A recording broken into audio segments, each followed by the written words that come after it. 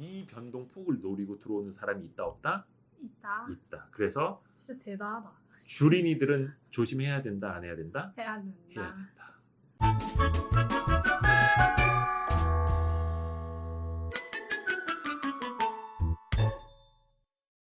오늘은 그 상한가, 하한가에 대해서 이야기를 할 거야.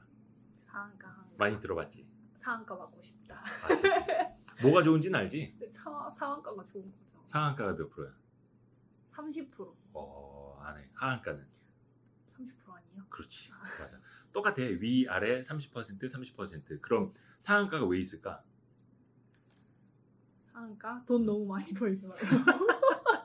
근데 사실 너무 급 변동하는 시장 속에 있으면 투자자들이 위험할 수 있으니 하루에 거래를 이만큼만 제한해 두겠소 하는 게 상한가, 하한가 제도거든. 그래서 정식 명칭으로는 가격 제한폭, 가격 제한폭. 가격 제한폭, 일일 가격 제한폭, 이게 정식 명칭이야. 그래서 투자자를 좀 보호하기 위해서 너무 시장 급변동에 따른 피해를 방지하기 위해서 만들어진 거고, 현행은 플러스 마이너스 30, 30%. 30, 30. 그러니까 하루에 60% 움직일 수 있다는 뜻이야. 마이너스 30% 갔다가 뭐 예를 들어 진짜 좋은 호재가 갑자기 나왔어. 그러면 플러스 30%도 이론상 갈 수 있는, 그게 바로 이제 우리나라 주식 시장이고, 그러면 처음부터 가격 변동폭이 30%였을까? 아닌가? 아니요. 달라져. 예전에 한 95년 4월 이전까지만 해도 그때는 퍼센테이지가 아니라 금액으로, 정액으로 얼마까지만 이렇게 정해져 있었대. 그러면 너무 다 다르지 않나요? 그치. 근데 그때도 그 금액이 폭이 좁았던 거야. 그래서 평균적으로 한 4.6% 정도 폭이 됐다고 하고, 그 이후부터 95년 4월부터는 그 폭이 6%로 정해졌어. 그것도 적은데. 그리고 거의 한 그 이후로 한 2년마다 8%, 10%, 15% 이렇게 층층이 가격 제한폭이 넓어졌지. 그리고 2015년 6월부터였나? 2015년 6월부터는 15%에서 30%로 가격 제한폭이 2배 커진 거야. 생각보다 커진 게 얼마 안 되는데. 얼마 안 됐어. 불과 이제 한 5년 됐네 벌써. 그렇네. 5년 정도 됐고, 그러면 가격 제한폭이 좁은 시장이 선진 시장일까, 넓은 시장이 선진 시장일까? 넓은 시장. 넓은 시장. 넓은 시장? 좋아, 맞아. 그게 맞아. 그래서 자본 시장이 가장 발달되어 있는 미국이나 영국 같은 경우에는 가격 제한폭이 없어. 독일도 마찬가지고 홍콩도 마찬가지고 가격 제한폭이 없어. 그런데 중국이라든지 뭐 상대적으로 이제 자본 시장이 좀 덜 발달된 나라일수록 가격 제한폭이 좁아. 중국은 10%, 그리고 베트남도 뭐 호치민 시장, 그다음에 저 하노이 시장 좀 다르기는 한데 7%, 10% 이렇게 좀 좁아. 상대적으로. 그래서 우리나라도 옛날에는 가격 제한폭이 뭐 6%, 그 이후에 8, 뭐 10, 15, 30 이렇게 넓혀온 것처럼 후진 시장일수록 가격 제한폭이 좁고 선진 시장일수록 가격 제한폭이 넓거나 아예 가격 제한폭이 없다. 근데 그게 없으면은 약간 거의 진짜 많이 가면 도박 아니에요? 그렇지. 그래서 선진 시장일수록 단순해. 모든 투자의 책임은 본인이 진다. 투자자가 책임을 지는 시장이고, 기본적으로 지난번에도 우리가 이야기를 했지만 주식이라는 게 고위험 투자라는 거야. 그러네.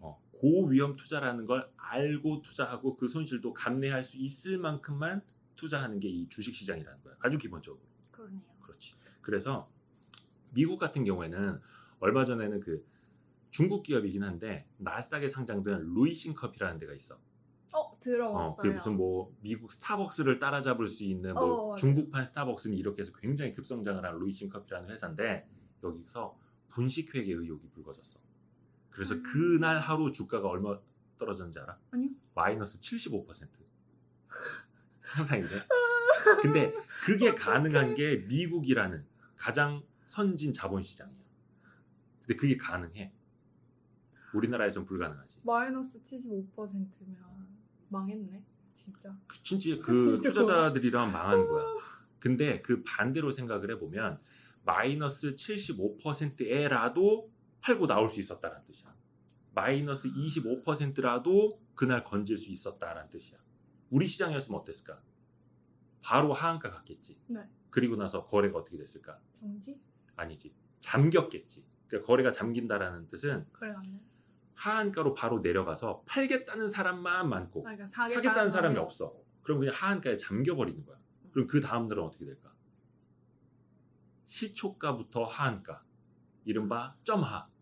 점하. 그치. 왜 그렇게 점하라? 왜 점하? 점프해서 상한가를 간다. 이게 점상이고 점프해서 하한가를 간다라는 게 점하야. 그렇군. 이걸 뭐 떡상 친다고도 하고 뭐 점상 친다고도 하고 뭐 여러 가지 말들은 있는데 그래서 점상 점하 이런 표현을 제일 많이 쓰는데 그러면 시초가부터 시작부터 개장부터 하한가로 꽂혀버리는 거야. 그러면 사실상 거래량이 한 주만 있어도 하한가에 거래가 되면 그날 거래는 끝.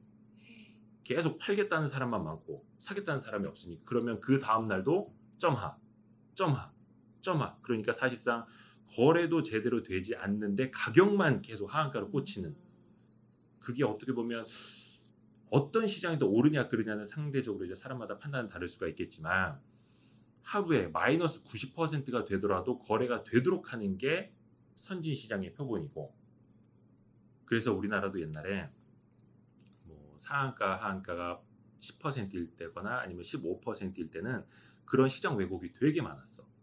어떻게요? 그 예를 들면은 이제 하한가 얘기는 그만하고 상한가 이야기를 해보자. 상따라는 거 들어봤어? 아니요. 상따.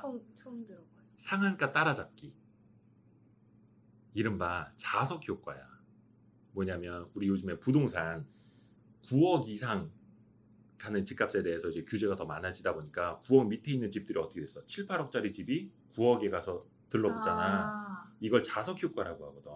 그러니까 증시에서도 마찬가지야. 상한가가 10% 있을 땐 7, 8% 오를 때 사람들이 어떤 심리를 갖겠어? 이거 상한가 가는 거 아니야? 그러니까 7, 8% 가다가 10%에 들러붙고 한 15%로 높아졌을 땐 한 10%만 넘어가면 상한가 가겠다. 막 종목 게시판에 빨리 문 닫아라 막. 그게 이 15%나 상한가에 가서 들러붙는다는 뜻이야. 해서 상한가 따라잡기. 그러니까 의미 없이 여기서 3, 4%포인트가 더 올라버리는 거야. 진짜 의미가 없다. 그런 상한가 따라잡기가 많았고 그런 식으로 해서 오늘 상한가를 쳤어. 그럼 다음날 시초가가 어떨까?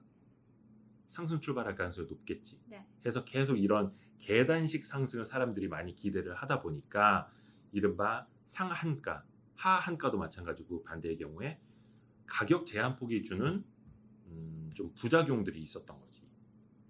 말 그대로 하한가일 경우에는 거래가 잠겨버려서 팔고 싶어도 팔질 못하고 상한가일 경우에는 너무나 이제 따라잡기 수요들, 자석 효과를 노리는 그런 수요들이 많아지다 보니까 가격 왜곡 현상이 좀 많아지는. 그래서 선진 시장일수록 가격 제한폭을 두지 않는다. 우리나라도 사실은 그렇게 가야 된다고 봐. 어렵다.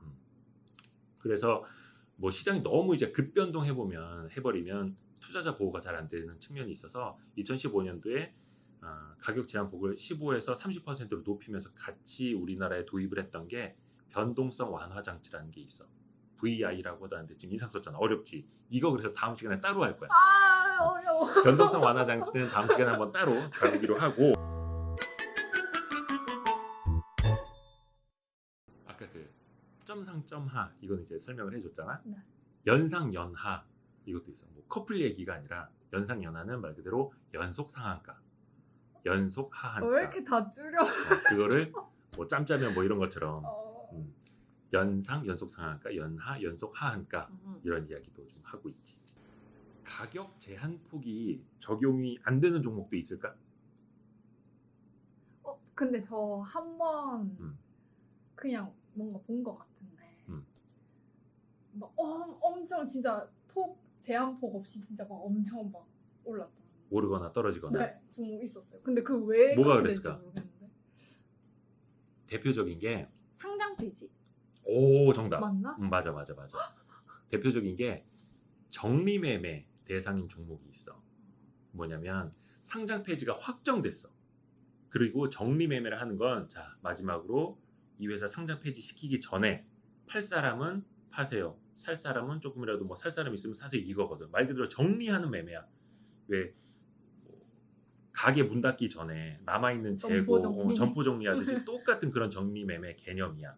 근데 그때는 어떻게 하냐면 7거래일 동안 30분 단위 단일가 매매를 해. 그러니까 시장가 매매로 바로 거래를 하는 게 아니라 30분 단위로 끊어서, 지난번에 우리 동시호가 배웠잖아. 동시호가처럼 하나의 호가를 불러서 30분 동안 거래하고 그 가격으로, 또 그 다음 30분 동안 거래하고, 이렇게 끊어서 7거래일 동안 정리매매 마지막에 하는 거거든. 근데 여기에 상한가 하한가를 두면 어떻게 되겠어?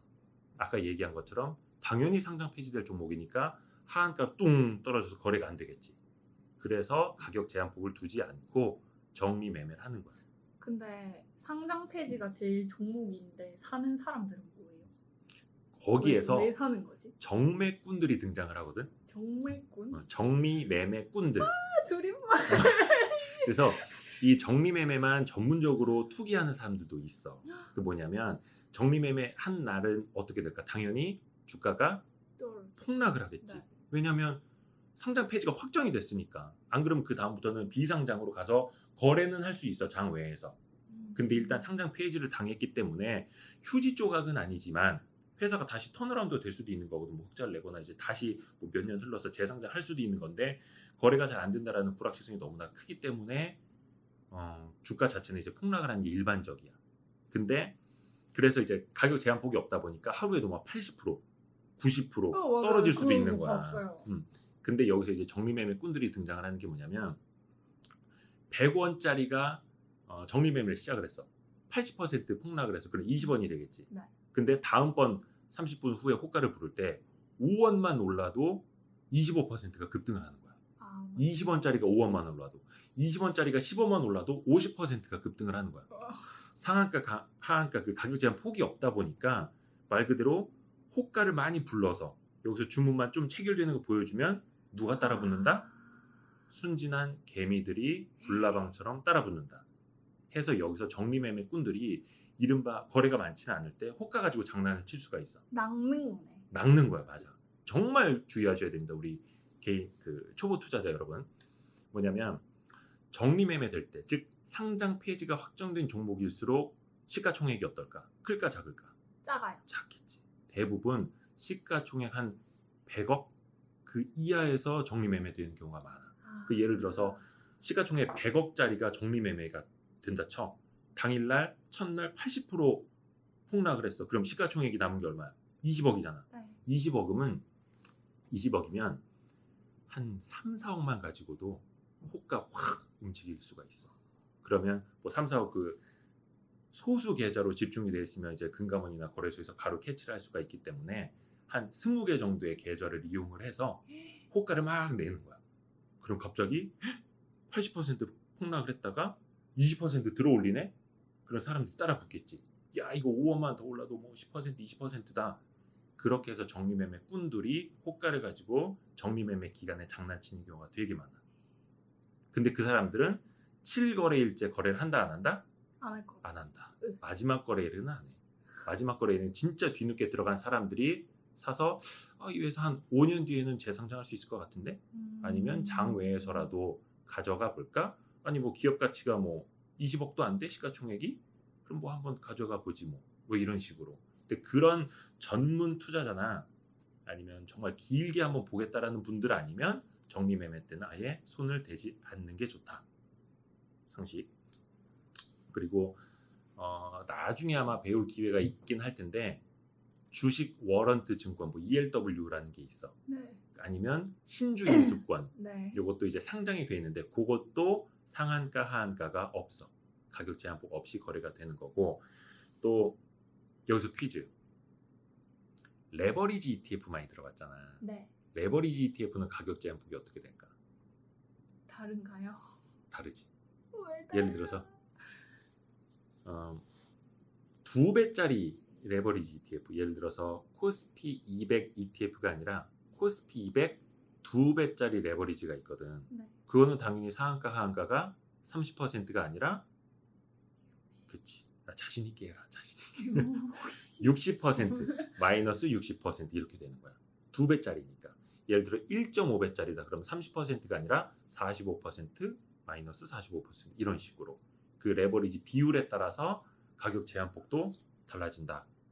이렇게 보면 음. 되고, 시초가를 결정할 때도 상한가 하한가 개념이 좀 달라. 가격 제한폭이 달라. 왜요?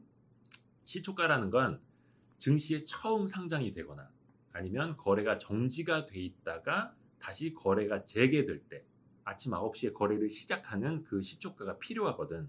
그럼 그 시초가를 말 그대로 동시호가를 통해서 정하게 되는데, 네. 규정상 요거는 플러스 100%, 마이너스 50%야. 100%요? 그치. 그날 시초가를 정하는 거야. 예를 들어서 10,000원의 이제 공모 가격이 정해져 있고 상장을 해서 첫 거래를 시작할 때는 이 10,000원짜리가 위아래 150%, 그러니까 20,000원에서 5,000원까지 그 사이에서 정해질 수 있다는 거야. 그리고 여기에서 뭐 예를 들어서 10,000원짜리가 20,000원으로 시작을 했어. 그럼 여기에서 플러스 마이너스 30%에 적용이 될까 안 될까? 자신감 있게 알았지. 똑같이 적용돼. 똑같이 적용돼. 그래서 플러스 100%로 떠서 시초가가 시작이 되더라도 여기서 플러스 30% 더 갈 수도 있고, 아니면 시초가가 너무 높아서 마이너스 30% 이렇게 될 수도 있는 거야. 이거는 신규 상장 주식도 마찬가지고 거래가 재개된 종목도 마찬가지야. 그러니까 예를 들어보자. 10,000원의 거래가 재개되거나 상장이 된 종목이 있어. 100% 올라서 출발해. 그 20,000원으로 20,000원에서 플러스 30%를 간다. 그러면 얼마니? 얼마일까요? 얼마지? 26,000원까지 오르는 거잖아. 그러면 10,000원짜리가 26,000원까지, 즉 하루에 160% 오를 수가 있는 거야. 2.6배. 반대로 하한가를 맞을 수도 있는 거 아니야. 그러면 그러니까. 10,000원짜리가 마이너스 50%에서 출발을 해. 5,000원까지 떨어지지. 5,000원에서 마이너스 30%를 맞아. 그럼 3,500원인가? 맞아. 3,500원까지 떨어질 수가 있는 거야. 그러면 10,000원짜리가 하루에 3,500원이 될 수 있다 해서 마이너스 65%까지 떨어질 수 있는 게 이론적으로 신규 상장 종목이나 거래 재개 종목이야. 폭이 진짜 크구나. 그래서 항상 신규 상장 종목이나 거래 재개 종목은 첫날 굉장히 조심해야 돼. 근데 또 반대로 생각해 보면 이 변동 폭을 노리고 들어오는 사람이 있다 없다? 있다. 있다. 그래서 진짜 대단하다. 주린이들은 조심해야 된다, 안 해야 된다? 해야 된다. 해야 된다.